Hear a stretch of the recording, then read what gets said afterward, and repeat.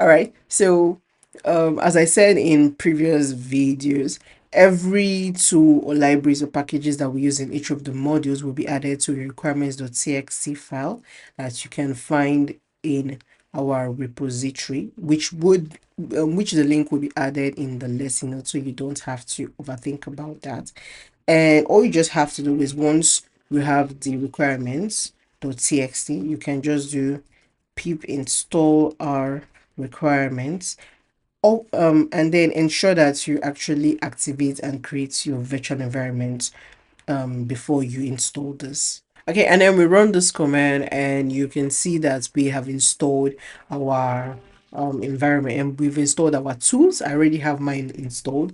So this is how you can install your tools. So once that is out of the way, let us get started in creating our solution.